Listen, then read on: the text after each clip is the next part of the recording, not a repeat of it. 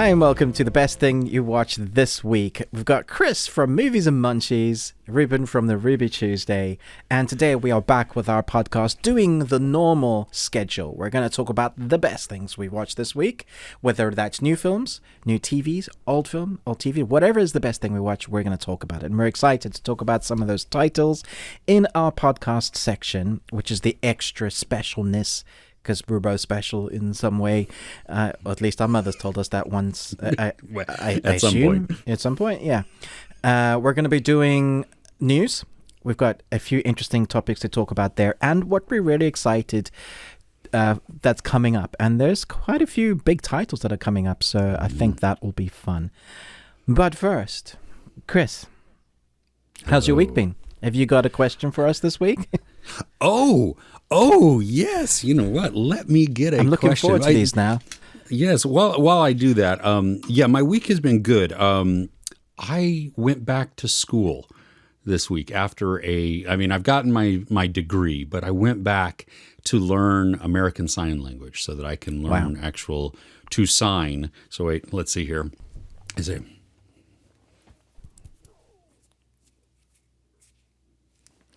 Hello, I think you see two now. So, yeah. Did you swear at me? No, I did not swear at you. I don't know. My kids who had taken sign language before, the first class, the teacher taught them all kinds of swear words. So, brilliant. That's all they're going to be asking. How do I say this? Yeah. Exactly, yeah. So anyway, I just said, hi, my name is Chris, and I'm learning to sign. Oh, is that what the C was? No, C. H.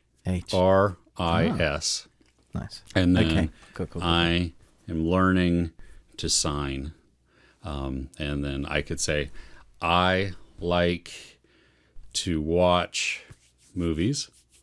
Oh, that's movies. So, that's cool. Yeah. Love it. So, anyway, yeah, but it's a lot of work, and I'm also taking a deaf culture class. So it's just been a long time since I've been in school. I mean, it's been, quite a while.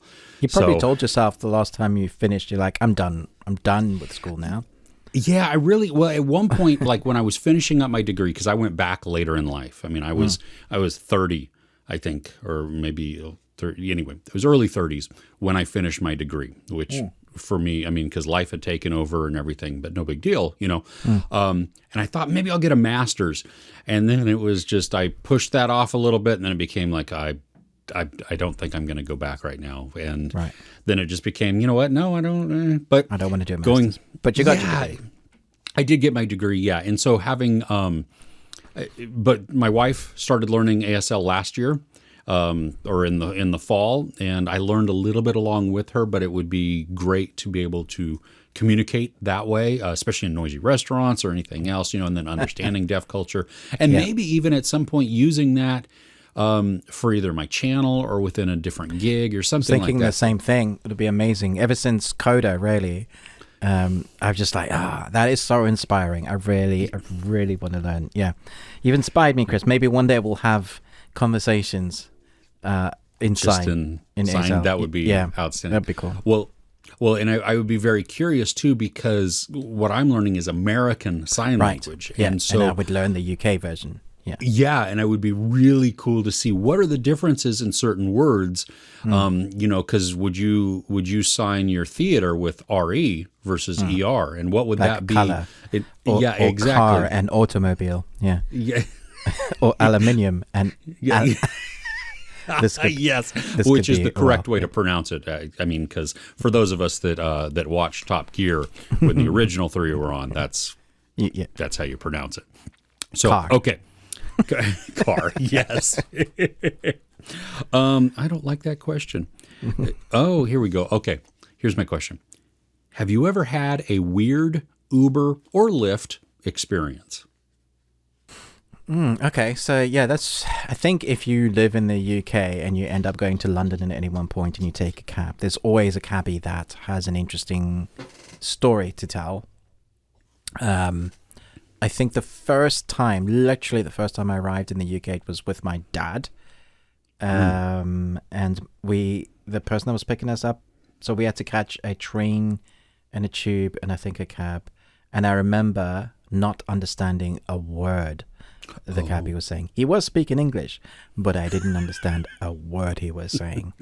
Like, I was really concerned. I was like I feel like they speak in English, but I don't think it's English. Did I need to go to English class again to understand English? Yeah.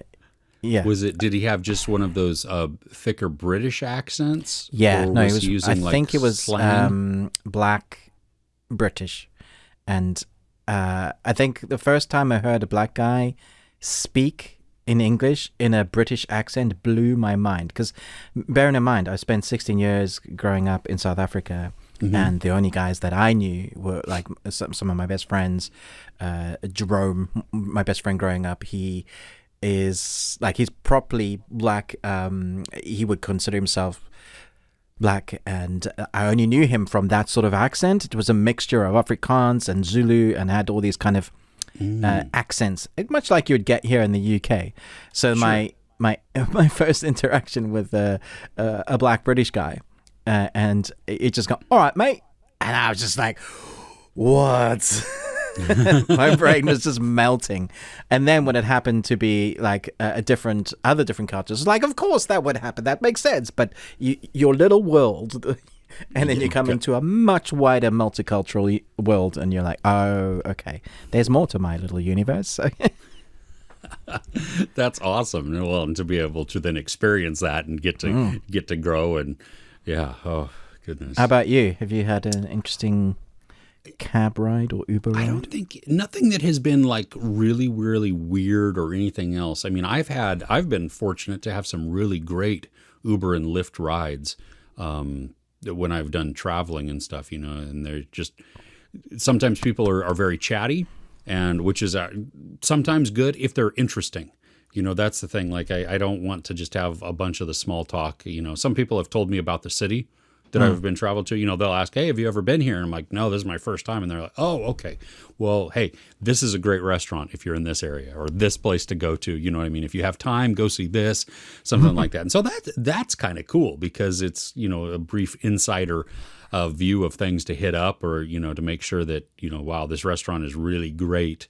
Make sure you don't miss that if you can. So, yeah. I tell you what, I do have one more story. Okay. I just remembered. I was 17, going on 18, probably just 18. Friend of mine that I made in sixth form college or around that area. We're living in Kent, and the cinema that we need to go to, because our local cinema is like, it closes really early. It's an old cinema that you need to go to a big multiplex to a film that you want to go and see. And so we had to take a train, and I had like a certain amount of money, and I was like, because I was poor, as a young student, didn't have much money. So we went and watched the film. I cannot remember what the film was, but just as we were leaving, there was the first showing of a film I really wanted to see, and I didn't know it was coming out. I was like, dude, let's go back in and watch this. And we're like, do we have enough money for it? And it's like, yes, we just do. And that was The Long Kiss Goodnight with Gina Davis and Samuel Jackson. It was, gives you an idea of how old I am. So that just came out to the cinemas, the first showing, and I absolutely loved it. It was great. It was funny, assassin film, Gina Davis kicking ass with a knife and saying, chefs, do this. But when we came out, it was like 1:30. It was a late showing. It was like, and the trains had stopped, so we had to catch a cab. Now, I think I had £20 left, and he had like 20 pounds left or something. And the next day was Mother's Day, if I remember correctly. So I had to save £10 of that to get my mother a card and, some flowers. So we split the cab money, but the cab was costing like £30 or something, and we had £25 to put towards the cab. So we literally said, we have this amount of money, take us as close as you can get us. And drop us off. Can I just say, he wasn't kind. He was like the cent to the 25. Okay, get out. That was it. And we walked for like an hour to get back home. Oh my gosh. It was really late at night. Had a great time, good memories, but I'll always forget, I won't forget the unkind guy. There were two young men, 17 and 18, 1:30 at night, if that was my own kids and I was the cab driver, I was like, you've given me 25 quid. I'll just take you like the next mile up the road, a couple of miles. It'll be fine. He didn't have a like next line up. I think we were the last one. He was going home. I was just like, yeah, okay, fine. Well, that reminds me, I took a cab. Me and some friends had gone to Manhattan for an audio convention, and flying home, we were going back to the airport, and so we took a cab. And I don't even think Uber or Lyft were a thing at this point.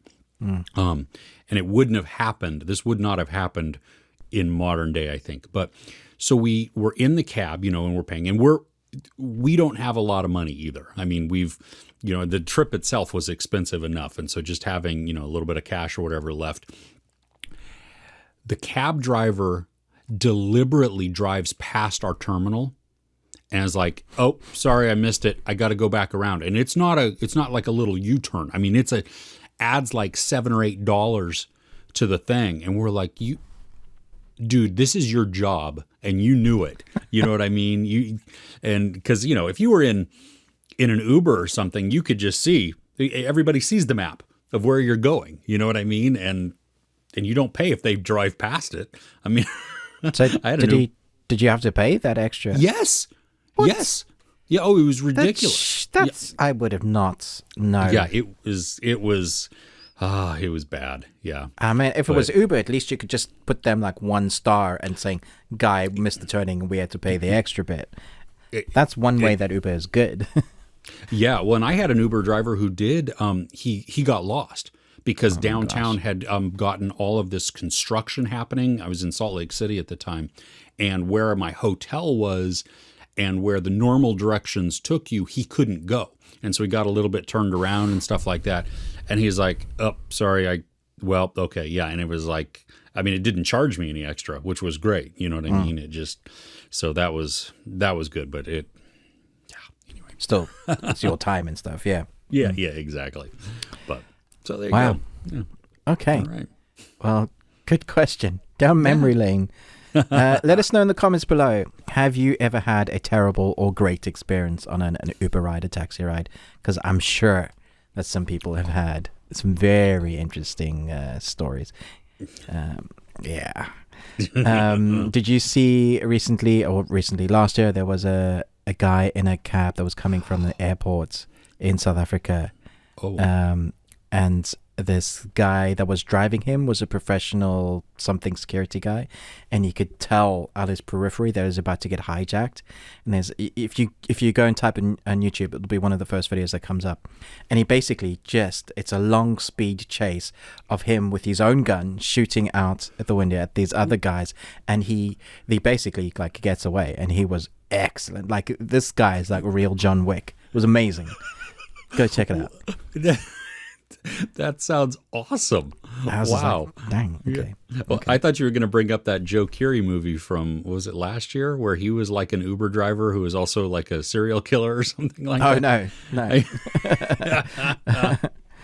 But Spree, I think is what it was called. Yeah. So anyway. Yeah, totally different story. Oh, outstanding. All right. Well, should we dive in? Yeah, let's do this. All right. The first thing I think I want to talk about, if you don't mind, is the Puppet Master, which you did review, right?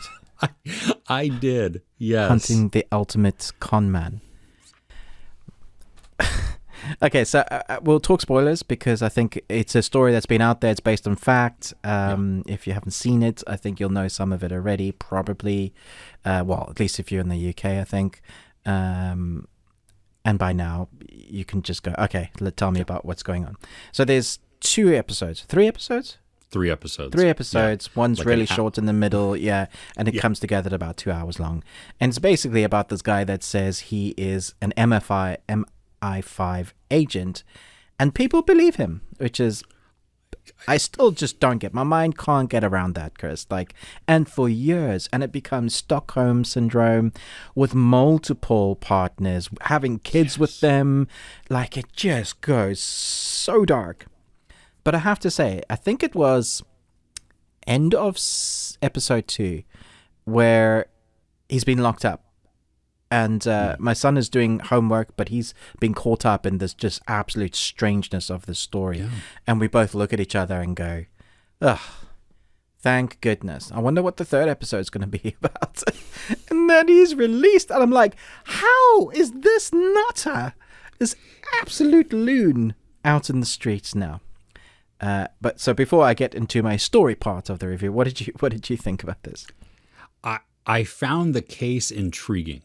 I liked a lot of the information that provided, because I didn't know anything about this. And like you, I'm like, WTF all throughout it. Like, how in the world are these people, how did they start out with like getting involved and then get so far down the road, with a relationship with him and involved in him, and so that he's able to just bleed money from them or their family and it not raise any type of like, this seems a little weird now. You know what I mean? It's something like it.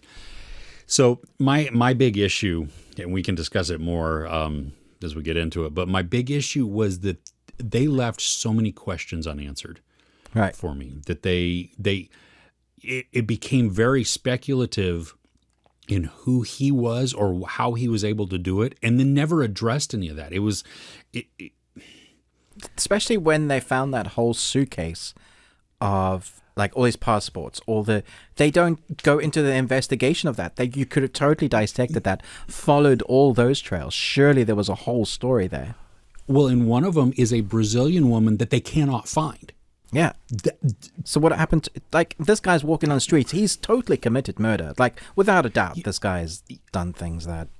Yeah. And I understand that from a police perspective on certain things, like the mom who is still with him, the mom, the kids, that's how the thing opens up. That, okay, that makes sense because she is a willing participant. She is an adult. She has made her decision, as crazy of a decision as it seems. And maybe she's not, maybe it is the Stockholm Syndrome has kicked in and she's just, she can't. It's weird because it was like a switch. Like suddenly she didn't want her kids anymore.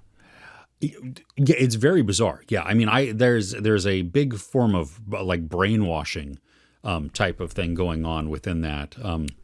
But what are the police to do? I mean, if like an adult, if you come up to an adult and say, "Have you been kidnapped?" No, I'm here I want to be here. Yeah, but what about like the lock on the door? Well, and the inside of the house on the outside? Like, how is he not arrested for that? Well, and because did she, though, especially that one girl whose dad was like, I swear he might have been MI5 at one point, the farmer who tracked everything, the ongoing investigation. But she was locked in there. Yeah, he was. I loved him. Yeah. But she was locked into that bathroom. Yeah. But see, I don't think that she ever testified or did anything against him. Brought any charges. So I think that because at that point, I believe that he had already been released. So so many questions. But what? Okay. Tell me. Okay. So I had someone contact me in my comments who claims to know where he is at the moment. And the Sun newspaper down here also tracked him down. Now, so they know where he's staying. He also has the woman with him still. Wow. But he's away from the house. So I'm just going to see if this works. Okay.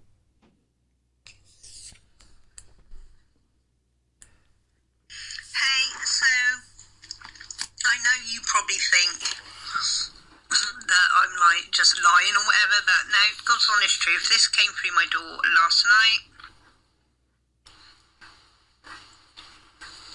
Hey, so... Okay, so basically it's one of her neighbors from this lady, has stuck this newspaper clipping in of this guy and said he lives at number 11. And then she's put 2 and 2 together, and the neighbors are now realizing they've all had conversations with this guy who seems to be an absolute nice guy, like the everyday neighbor. And now this Netflix documentary has come through, and they're all like, they're kind of freaking out because they know, like, some of them have had weird altercations with him, and his responses whenever they ask him something like, "Hey, how's it going? What do you do?" It's really diverting. And she lists like whole stuff that she's gone through with this guy, even with her, like trying to get her in a relationship with him. And when it seems like whenever there is a no, he doesn't like that and is very controlling.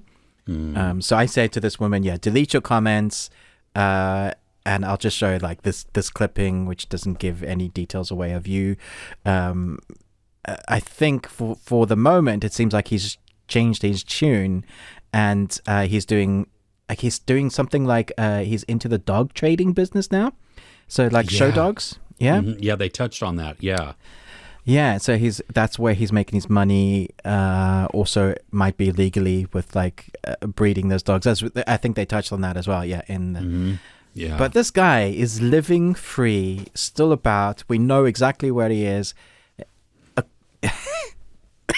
There's a little bit of a interesting segue into how suddenly a YouTuber reviewer suddenly gets put in contact with something pretty real. That's outstanding. Well, maybe the sun will contact you. No, thanks. I don't like this. Oh, but now see, this is one that I want to follow up on. Like I want a new documentary, and I want more depth to it and more teeth to it. I mean, you've set the stage in this, in this first portion of it, but there's not much more after that other than a lot of questions for me who's watching. So now I really would like them to dive into it and follow this up. And then there's a massive story there. Like, surely if you hired a detective with a crew, you could find the guy, you could find out what's going on. You could have a really interesting story, actually get someone to track down those leads and his past. Why didn't MI5 arrest him for being a false agent? There's huge, like that's impersonating an MI5 agent is a pretty sure that gets you arrested and sent to jail for a few years. You would think so, like, right? When you impersonate a police officer, that's jailable. So MI5 should be way worse. Yeah. Anyway, especially when you use that as your impetus to begin relationships or get money from people. Yeah, my mind is like, he's taken hundreds of thousands of pounds from people. I don't get how he's not in jail, because he's so brainwashed them that none of them are pressing charges. So the police have there's no case for them. Yeah, well, and if somebody willingly gives you money, and there's no, like, I even think about the daughter and the older guy or her dad, and just the incessant phone calls that came, and it just drove the mom nuts. I mean, it was making her unhealthy, and so they paid just to stop. I mean, that while that is harassment, absolutely, and it's probably even some form of extortion or blackmail or anything else, they gave it willingly. You know what I mean? And I don't think there's any there was any proof that could be given to the police. You know what I mean? Like they're being threatened by this guy to give it or anything else. I mean, it just he's coercive, and he says, yes, please give it to me. And I don't know. Very bizarre case. Very odd. People are weird. I don't like the fact that Earth has that sort of person. Yeah. Oh, it's whew. Yeah. Okay, so what was one of the best things you watched this week? Well, I have a very big retro week. I was doing more work in the garage, and so I had some movies playing. So, the first one, I think, let's see how many. I could talk about a lot of them, but I'll just put. Have you ever seen the Kevin James movie Here Comes the Boom? He's a wrestling? Yeah, like MMA. Yes. Yeah, he's a biology teacher. It's got Henry Winkler in it, Selma Hayek. It's basically a remake of Never Back Down? Well, maybe. I was thinking Warrior with Tom Hardy and Joel Edgerton. Yeah. But and as phenomenal as that movie is, and as emotional as that one is, that's not as a rewatchable movie for me. I mean, because it's just so emotional that, like, Warrior, I will watch it every once in a while.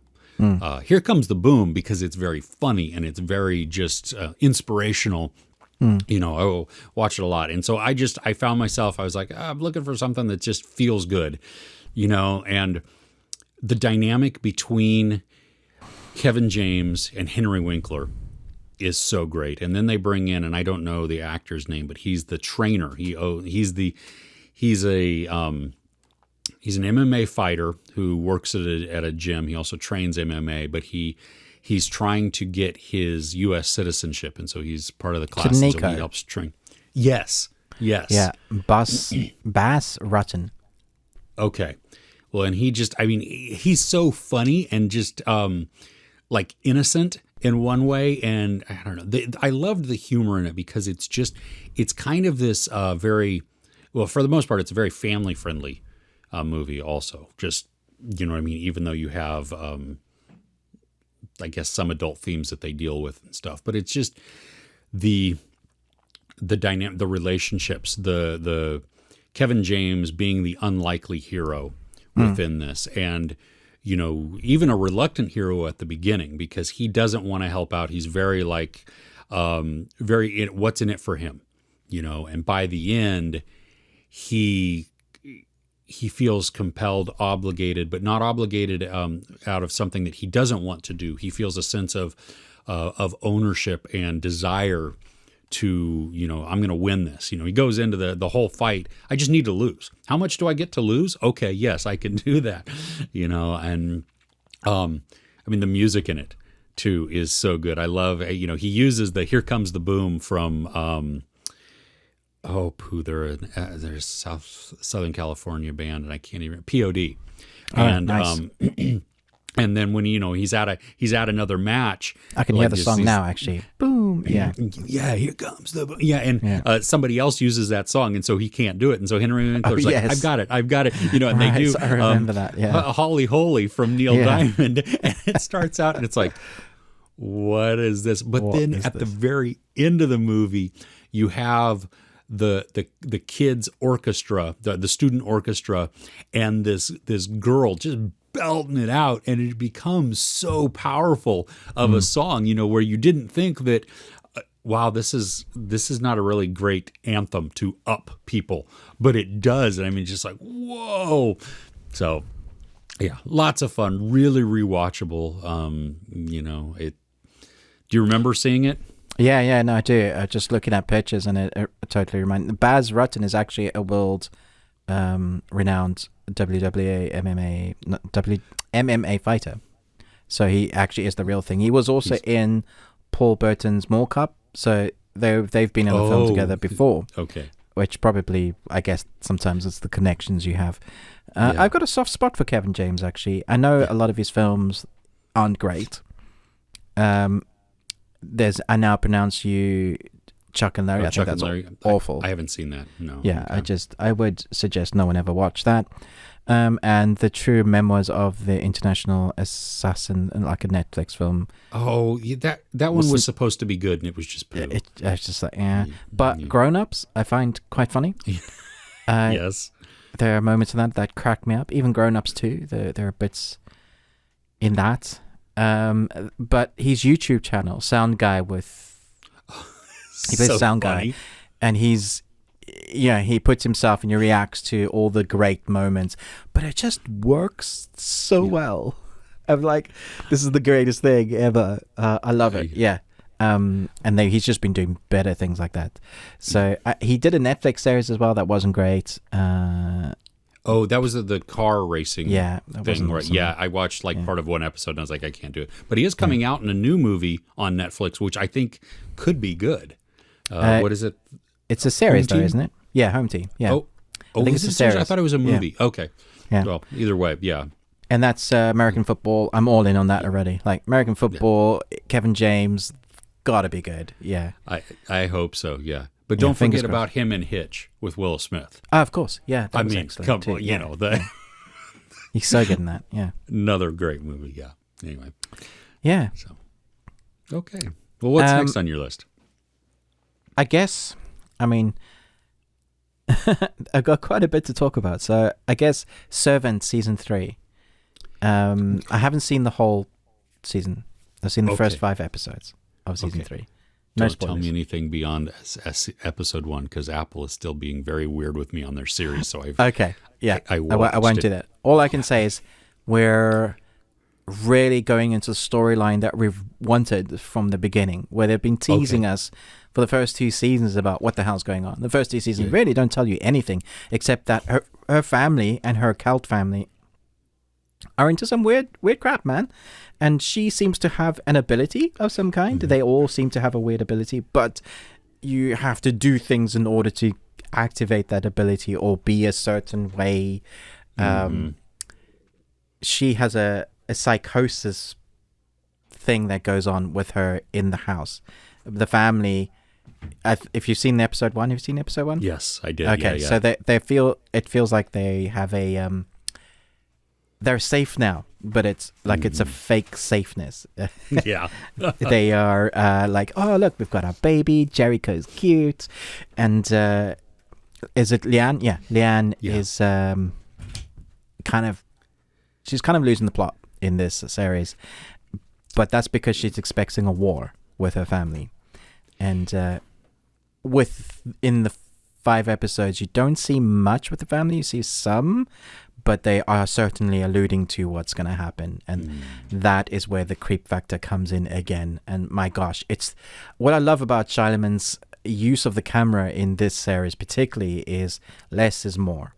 So you think you've seen something but probably haven't, but when something does happen you're not expecting it, and it's not a jump scare, which is brilliant, because I hate jump scares for turn camera, oh, it's behind you, turn around, it's not behind you, look back, and then it's behind you, and the music goes ding, and you're like, come on, that's just cheap. That's not actually scaring. You're just scaring me because you made the music loud. But this is all atmosphere, it's acting, and the acting performances in this are so good. Rupert Grint, for me, he steals season 3, steals it. I mean, he's been great, but flipping heck, coming from Weasley to this, it's like, come on, man, this is great. I love him in this show. I didn't, because we came late to the series, and so I think the season 1 may have already finished when we started season 2, or it was just finished. Anyway, I was like, first off, I didn't know he was in it, and then it's like, dude, I like this turn that you're doing. I mean, everybody is great, and it's very unsettling, and you can tell in this season. I mean, even in episode 1, how Leanne is really, I mean, yeah, she is on edge. Yeah. You know what I mean? And she is just, I mean, she's paranoid, but we know that she's paranoid for the right reasons. You know, it may not be coming out the right way, and she may be coming across to everybody else who believes that everything is fine, you know, and you're overreacting. But yeah, well, and her just, there was this one scene where she's ironing and long shot. And in the background, or maybe she was vacuuming. It doesn't really matter. She was doing something. And in the very back, you just see this door go poof, and nobody else was home. You know, it's like, what did that? Where did that come from? and you know, you're talking about camera work. I loved, because Shyamalan directed episode 1, because he doesn't always direct them. You know, they have some rotating directors, just like a lot of series. But in this one, when they're getting ready to go to the Jersey Shore, and Rupert Grint's character comes with his girlfriend, and what's her name? The mom, the redhead. That's kind of, maybe? Is it Joanna? Donna. She starts singing. And the camera is focused on her, and it's just her voice, just her face, you know, singing the song, and you're like, what in the world is going on? Why did you just randomly break out in song? And because we're Dorothy. also watching Dorothy, thank you. Yeah. While we're watching from Leanne's perspective. And so because she's on the phone, right, yeah. And we watch her. Well, no, this is even before they go. This is that where they're singing, where they go, you know, and the Rupert Grint and and Dorothy, those characters, they spin around the camera. And so we're watching them both sing, but they're singing at Leanne, who is the camera. And it was a great shot choice because you have this person who has been set up now as disturbed or paranoid for something, you know what I mean? And she doesn't know necessarily what's going on. And we're not sure if what she's seeing is truly accurate or not. And so I like how, like, you just see Dorothy break out in song and you're like, is this a moment? Is this really happening? Is it not? And then, Rupert Grint's character is like, forgive me, I've got to do that. And just breaks right into song too. And it was, I mean, the way that they circled around the camera and everything, I mean, really, it brought me into that scene, where I'm not an observer anymore. I am a participant, whether I want to be or not. Why is nobody concerned with the fact that nobody understands what's happening in the basement? Because even people from the government, like water parks or electricians or carpenters, sorry, we don't know what this mud is. And then the next person, you're gonna have to speak to this guy because he will come and deal with. Yeah, this comes back way to it's got something to do with the ground, and maybe you need to consult a geologist. And you like, yeah. All of a sudden, a sinkhole opens up and the whole block disappears. You know what I mean? It's like, you would think somebody do something. Yeah, somebody really needs to be a little bit more concerned. Oh goodness, yeah. It's a good series. I love the series, and I love how unsettling, but quietly unsettling. I think it's very underrated. Actually, it seems to have fallen along the wayside for it has a core demographic, but there does seem to be a lot of people that just, I don't know whether because they didn't like some of Shia LaMont's films that they're not I don't want to watch a series, or people don't have Apple, because I know Apple doesn't have a huge audience, but it's a shame because this is one of those that I think lots of people would really enjoy in a very, this is so creepy, I'm going to need to watch something else tonight because it has that tone, right? That air really of does. Yeah. What's happening. Well, yeah, and that's what I think I like, just the whole atmosphere, that it's not a scary like horror atmosphere, but it's unsettling. It is. You know what I mean? Something's off, but you don't quite know what that is. And it carries through the whole way. And it helps that all of our characters are so eccentric in their own little ways. And they're all caught up in their own internal bubbles. Yeah, they really are. They almost live in their world within this tiny world. Yeah, and they bump off of each other and they have interactions, but if you look at some of the conversations that happen, it's like Toby Kebbell's character, he's speaking to Rupert Grint's character, but they're not actually having the conversation. You know what I mean? Like one is saying this thing and they should be reacting and actually giving and taking within the conversation, but he's saying all of his stuff. Rupert Grint is saying all of his stuff, and they're so like obsessed with each other or what each other's or with their own perspective maybe that they're not listening. It's very, I love how it's done. I mean, the chef. I mean, I kind of understand the chef. He goes into his own world because he has that food thing, right? Sure. And so that's his world. And sometimes you get caught up in the wake of his food thing. And then his wife is like, she was a reporter or kind of is. She kind of wants to make friends with her block, living that life that isn't really quite realistic where she is currently. But then she has the baby who she's obsessed with, who isn't really her baby, but somehow has become their baby. And then all the mothers are like, oh, we didn't realize. And she's playing house in her world. You have Leanne, who is definitely living in her own world and in fear from her family, but wants her own family. And basically this couple have become her surrogate parents, the family that she wishes they were once was. And then she makes eyes at the brother who has his own issues as a druggie of some sort. So he has addiction issues, like every substance, whatever it is, whether it's whether it's tablets, money. He has addiction issues. So you take all of that and you put that in the mix, and then you add Charlemagne's, like, okay, now I'm going to make you think, is it or isn't it? Yeah. It's great. So good. So good. Really fun. That's a great choice. Yes. I'm So looking forward to more of the episodes. Yeah. I hope you enjoy the rest of the episodes and see if it lives up to your expectations. Yeah. What's next on your retro list then? 21 Jump Street with Jonah Hill and the movie, not the series. Channing Tatum, not the series. Yeah. That would be a real trip. I'll have to watch that. Yeah. But no, it's been forever since I saw that movie. I remember Dave Franco being in it, but I didn't remember Brie Larson being in this. I don't remember her in that.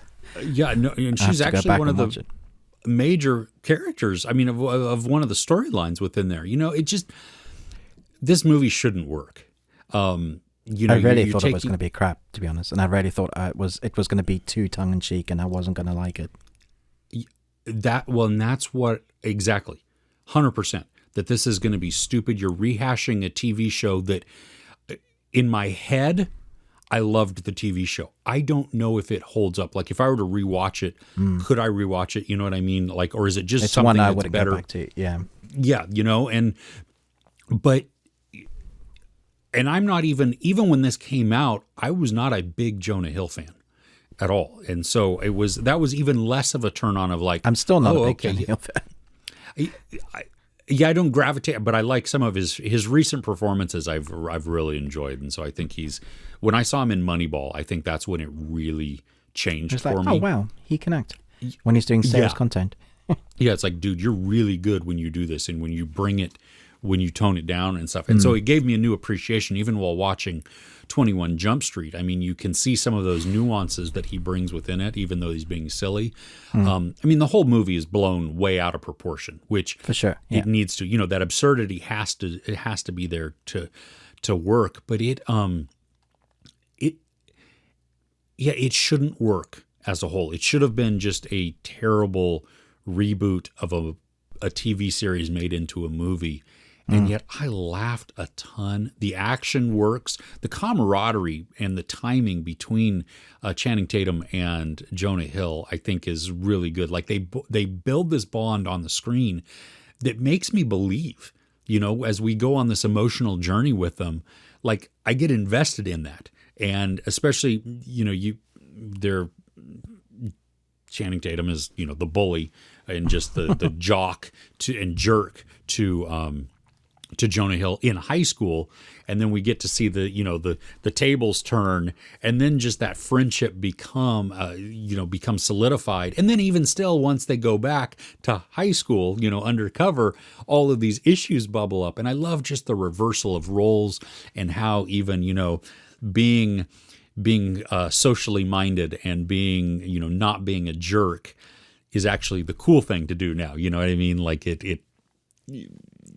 anyway, it was fun. The cameos I thought were great. That's loads. And I love how they bring back the original cast. I mean, even I believe his name is Dustin. Like, he's not actually in the movie, but he's towards the end.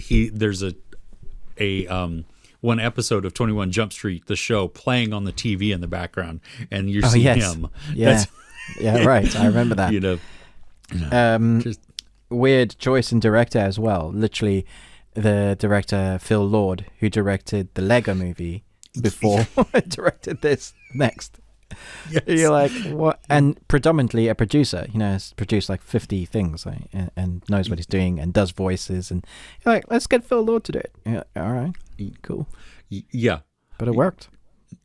It did, surprisingly. And the thing I think is, like, I'm not sure I would watch this, multiple times a year, but it's been a couple years since I've seen this, or at least in its entirety. I mean, I've seen maybe some clips here and there, and it made me laugh again. That was the thing, that I was still able to enjoy it. And I mean, it is a casual watch. I was doing some other things in there, but I found myself stopping for large portions of it to just watch what was going on and being like, oh, that was good. Or, oh, that was really funny. Or, some of these, and that's incredibly ridiculous and absurd. And yet it works within Baywatch is the Baywatch movies in the same vein as that. Did you watch it? You were going to. I haven't watched it yet. No, I need to. It's on my list though to revisit. So yeah. But that's what I want too. But see, that one I can't because I've never seen it.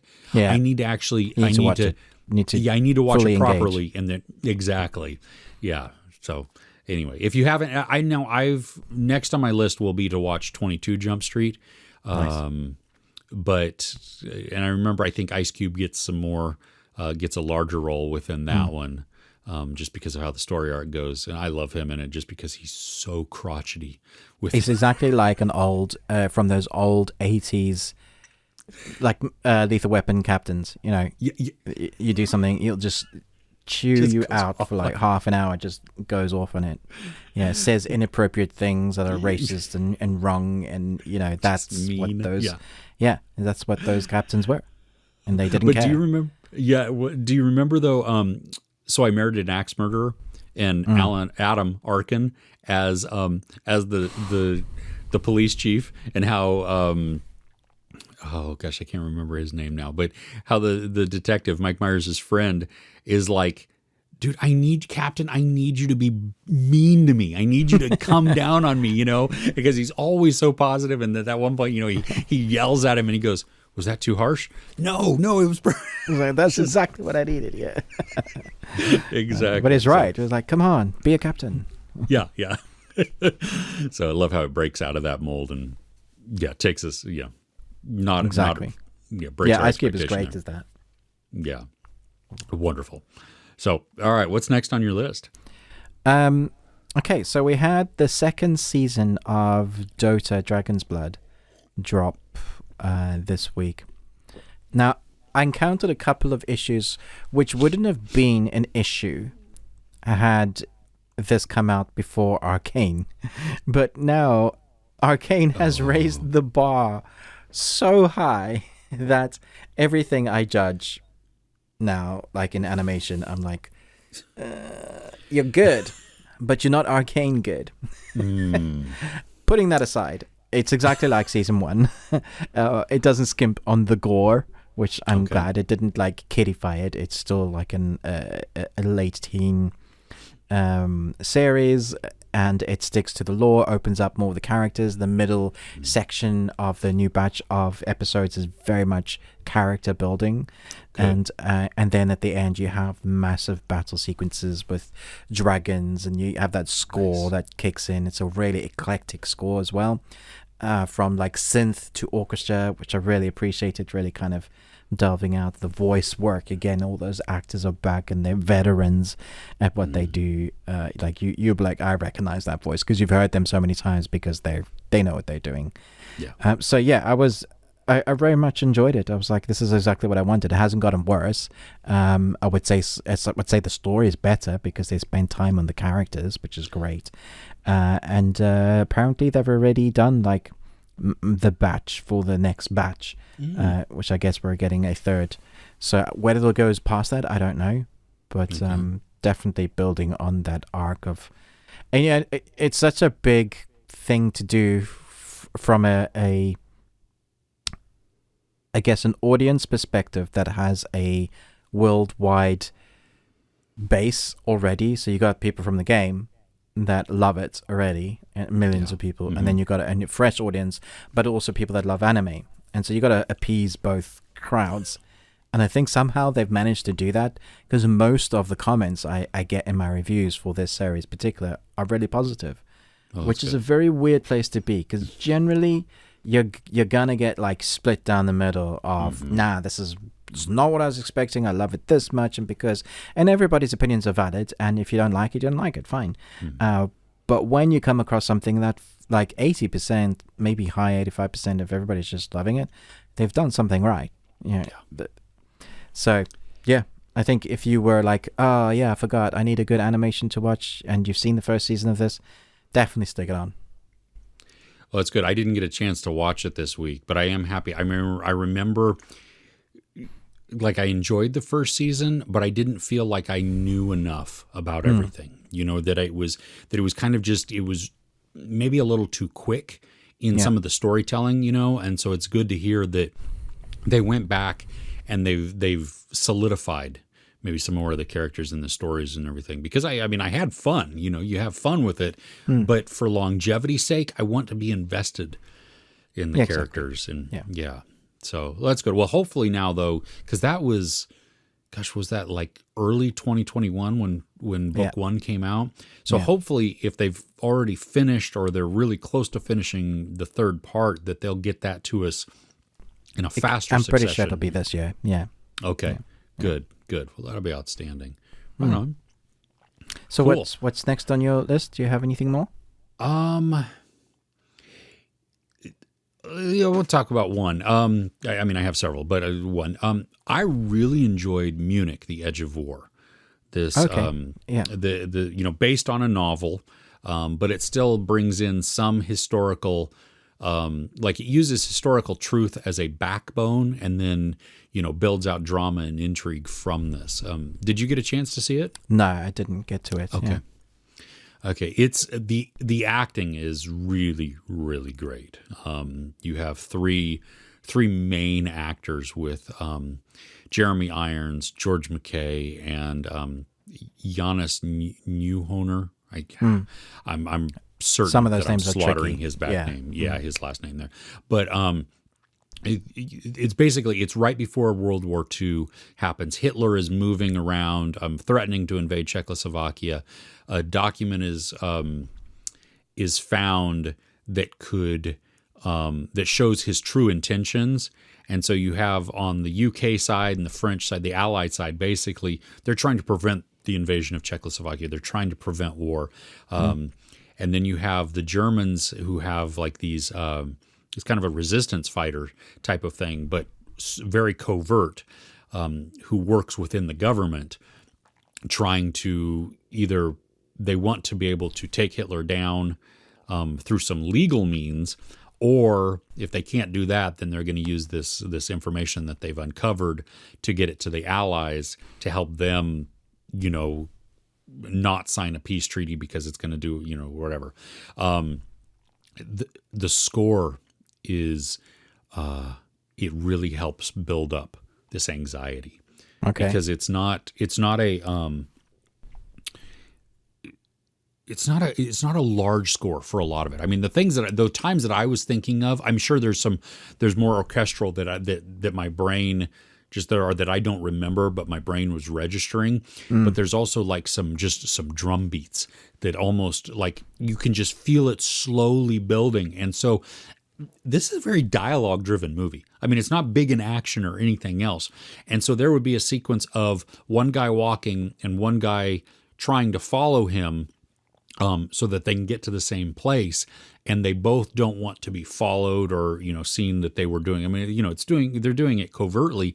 And you just feel this anxiety. Or when a conversation is happening between George McKay and Jeremy Irons, who Jeremy Irons is playing the British Prime Minister Chamberlain, and George McKay is just one of his secretaries. The conversation that happens within that, it becomes like I found myself, I was just being sucked in to it because the words and the meanings are just raising the stakes, and Did you say it was English? I mean, there's some German spoken within there, but it's not. It's an English movie, so the majority of it is in English. I had mentioned in my review that we get to see Hitler in this, and there have been a couple of movies where we see Hitler. I mean, you have Jojo Rabbit, where Taika Waititi is Hitler, and that's a ridiculous, fantastical type of issue, which done exactly for what it's supposed to do. There's Downfall, that movie, specifically about Hitler. Which I don't like that movie because it makes me feel sympathetic towards this terrible, terrible person. And that's very confusing for me. You know what I mean? But it speaks, like him. Yeah, exactly. But it speaks to the power of that story and the actor who did that. But this one, the guy who played Hitler was terrifying. Because you see in his eyes that there is this he's unhinged, that he is, and he understands his power that he holds, and that he could end anybody with just a nod or a quick little mention, and so that he'll ask a question of somebody, and then the response, because they understand their situation and their predicament of how do I answer this guy, but you see, and the intensity in the eyes, and it's a very freaky moment, but you can imagine it being somewhat real. You know what I mean? Like especially now, us being removed and knowing fully who he was and what he did and how he led. Yeah. To see it in these earlier days. Some people had, in my comments at least, they were, because I guess there was a black guy within the Chamberlain's cabinet. There is I think she's Indian, like secretary within the secretary pool. And they're like, well, that's so historically inaccurate. And I want to bang my head against the wall, because it's like, while this is using history as a backbone, this is also based on a novel. It's not a documentary or film that was captured right there and then. Yeah, and then get over yourself. Who cares if there was exactly. If there's a black person within the cabinet, and that maybe, okay, so Chamberlain didn't have any black staff or black people in the, who cares? Like, that is not, they're not rewriting history. You know what I mean? And we're also trying to get past there. Stop seeing color. Like, seriously. Yeah. Well, that's, honestly, it's just a human. Yeah. Yeah, when they said that, I didn't even remember, because this person must have been wasn't a major player at all, like as one of the major characters. Exactly. So it's not even a major character. It's just a side character in the background. Yeah. So I didn't even, I couldn't remember who they were speaking of. Right. Because if they weren't one of the major players within this, everybody else fell to the background. Because it was really, you were focusing on just a couple of key players and a couple of interactions within that. So it's just that it bothered me that it bothered people. You know what I mean? Like, from that, I'm like, that's what you're getting hung up on there. I feel sad.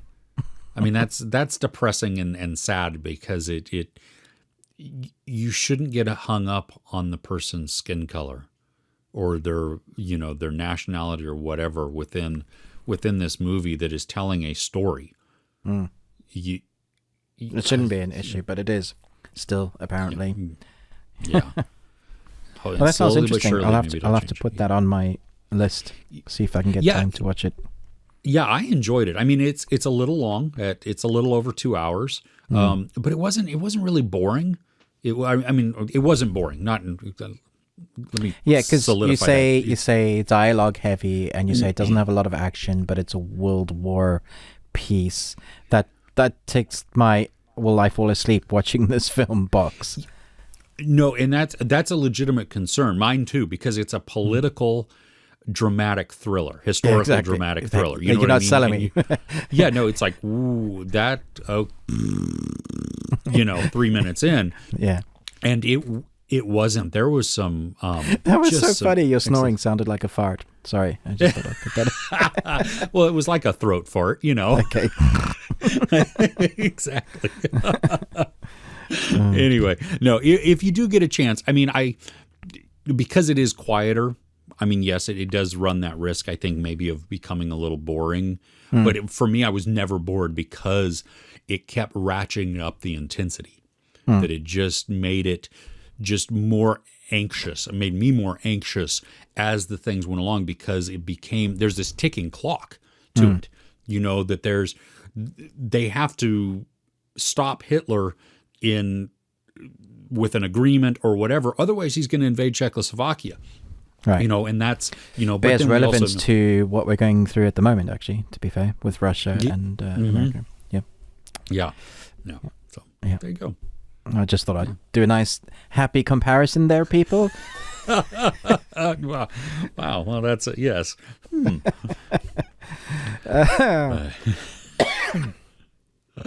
Oh, right on. Anything else on your list? Yeah, I do. I mean, I think people would be like, Ruben's obviously going to talk about Ozark, and my response to that is, if you haven't seen Ozark, change that now. It's probably the second best series, third best series that Netflix has ever made. Dark being number 2. And I'm sorry, wait a minute. Excuse me. No. You are entitled to your opinion, and you're entitled to be wrong. But okay. Sorry. What were you going to say? Dark is number 5. No. Okay, so what's your number 1 then? I'm sorry, I interrupted. That was rude of me. What the best thing that Netflix has ever created is what I'm going to talk about now. It's called The Royal Treatment, and it came out this Friday. Okay, so here we go. The Royal Treatment. Now, if you've had Netflix for any amount of time, you will know they have a cornucopia, an array of really, really cheesy, crappy rom-coms, especially when it comes to the royalty side of things. So they have all these princess ones, Prince at Christmas, Princess at Christmas, and somehow someone meets someone and their paths cross and love ensues. Okay. So that was my thoughts going into this film, The Royal Treatment. It's like, yeah, I don't even know why I'm sticking it on. And bearing in mind, my mood going into this, I was already grumpy. I didn't want to watch it. I have an Excel spreadsheet of things I need to cover, things that are coming out. I checked. To my shame, I check on what's popular. And so I saw the trailer and I thought, oh my gosh, it's got 5 million views. This could give me a few views. I will go and start watching this. The first 10 to 15 minutes of this film are like, it kills your soul, right? But half an hour into the film, I found myself laughing and giggling and going, what's happening? What is happening to me? Am I dying? Did you get sucked into the trash? I think I did. I honestly think I did, because in no ways is this film good. It just isn't. You can argue with me, but I think there is a, let's say, cult following of people who love silly, trashy, cheesy films like this. And I think one of the reasons these films exist is to put you in a good mood when you're in a bad mood. And it did that. It changed my mood. I was laughing and smiling. I was just like, this is so cheesy. You know exactly what's going to happen, when it's going to happen. Sure. Absolutely, like 1000%. You call it. You could probably play a drinking game. This guy's going to say this next. And he does. It also tries to be all of the rom-coms. So we have a girl meets prince. Prince needs to step out on his own because his family is controlling his life, because he's the prince. He wants his, Aladdin storyline. We have girl who works, she's a little bit poor. She works at a hairdressing salon, and her hairdressing salon is taken to prince's fake place where they live. Place like Netflix likes to create these weird countries that are named something, and my mind immediately forgets that sort of name country. And then she sees like poverty or something, and she wants to fix that. There is parents that are estranged or just don't understand what's actually going on in their lives. There's these side characters that also have a side story that could be its own rom-com in itself. It tries to take all of the rom-com boxes. So like if you were to break it down, you'd be like, what is this film doing? It's trying to do everything. But at the same time, it has really quirky, over-the-top characters that you can't help but love. Like the butler. He could have been grumpy butler, and he starts out that way, but he ends up being hilarious. Nice. The characters that are added on to, like, you have multiple hairdressers or I want to give them their proper names, but I forget what their Stylists? names were. Yeah, stylists. Thank you. Okay. You have multiple stylists that are interesting in themselves, and they have a little bit of an arc. You have the prince is engaged to someone, and she has a bit of an arc, and it's like you're following all these stories. Eventually, it is the girl falls in love with the prince, and the prince has to decide whether he actually who he's in love with, and blah blah blah blah. In the end, they're on a horse and they love each other, and it's cheesy. But I thoroughly enjoyed it, and I was like, wow, okay, cool. So there you go. Okay, so I have one question because I didn't get a chance to watch it. Actually, I chose not to watch it in the evening. But I watched the trailer. My wife was like, "What do we have to watch?" And I was like, "Well, there's this movie that came out today that I probably should watch and review." And she's your wife like, said no. She's like, okay, what is it? And she's really a good sport because she sits through a lot of the crap that I watch, Yeah.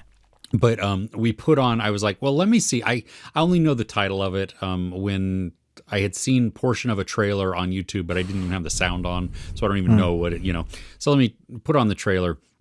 And by the end of the trailer, I'm like, okay, so I have so many questions, and then no. I've got other things that I need to watch that I need to catch up on. No. So, but I do have this one question from watching the trailer, and hopefully you can answer it. Hopefully they answer it in the movie. But the prince is not from the United States. Is that correct? I mean, he lives in his own country as the... Okay. Yeah. Why? What is the justification for He's bringing... there as an ambassador on a trip. And so he's getting married, and he needs a haircut when he's going out. And his butler calls the wrong name of hairdresser. Normally they go to this prestigious hairdressers, and he ends up taking the prince to this place, to the Bronx or whatever. Right? Yeah, and it's like so authentic and cool and real that the butler suggests that they use these hairdressers, bring them over to their kingdom to style all of the girls. Because their stylist has caught something and it's not available. So it's like loose, right? They pull on all the threads and they get them there. Okay. And that's the reason why they're there. Because that's my biggest question. I'm like, you have no stylists. I mean, royal stylists. You know what I mean? Yeah, or exactly. Yeah. in your country. And there's even a storyline where these stylists have to learn how to cut royally, right? Not flamboyantly. Yeah. Okay. Well, I'm glad that it put a smile on your face and that it was able to change your mood for the better. I'm also glad that I didn't watch it. Mena Masood, he plays Prince Thomas. Do you recognize the name at all? I don't recognize the name. Okay, so he was Ali in Aladdin in the live action. Oh, well, yeah. See, I've never seen, other than Mulan, I've never seen any of the live actions of of Disney. Wow. Okay, cool. Yeah, so probably a good choice, but yeah. It has been by choice, yes, by design. But okay. But I just wanted to give a shout out to this film because I know a lot of people just poo-poo immediately when it's like a rom-com and they're like, oh, it's crap. And it's like, yeah, it kind of is, but it's also kind of enjoyable. You have to be in the mood or the need for it, and when the need or the mood arises, you can like switch off your brain. And I hate that term because then people are like, oh, that's a rubbish film. You can just enjoy it for what it is. Sure. Yeah. Well, and those certainly serve a purpose. I mean, there are, and we all have those guilty pleasure movies too that we know are bad. But yet they do something to us.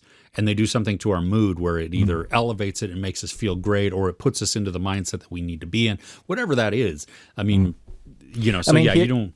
Here's two examples, both Netflix films.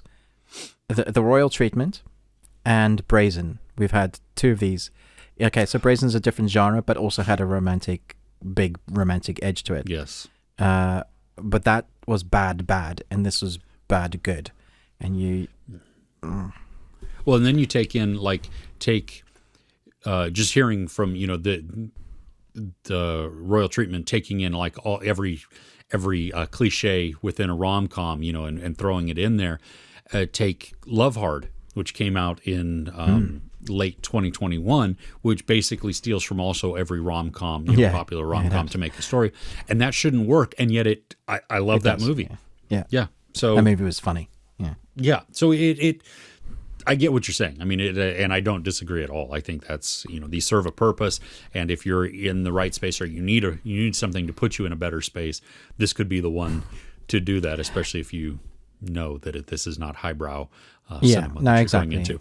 I mean, I gave it 2 ratings. I said, for change of mood and of enjoyment for what it is, I gave it 3.5. But for an actual film, I gave it 2 and a bit. So that gives you an idea. Like, it's not good, but but there you go. Outstanding. All right. Well, I think we've reached the end of our video portion. Thank you so much, for tuning in on the best thing we watched this week. We would love to know still, what are some of the best things that you watched? You can let us know in the comments.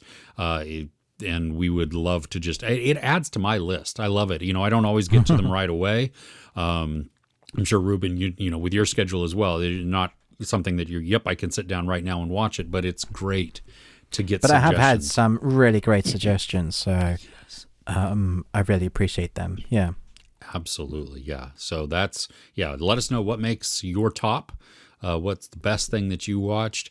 If you want to hear all about the news, some of the things that we're looking forward to this coming week, and just some general weirdness and oddities that come from our personalities, make sure you check us out on our podcast. You can hit it up wherever you listen to your podcast, so whether that's Google, Anchor, Spotify, Apple, Stitcher, any of those. Also, if you happen to do that, please rate and review us. That really helps us out. You can also hit us up as a duo on Twitter at Best We Watched. We'd love to see you there. And otherwise, we will catch you next week. Sound good? All right. Hi, and welcome to the Ruby Tuesday. Nope, that's not right. Do you know how used to it I am of saying the intro? Yeah, no, I know. Everybody, I know. Okay, let's try this again.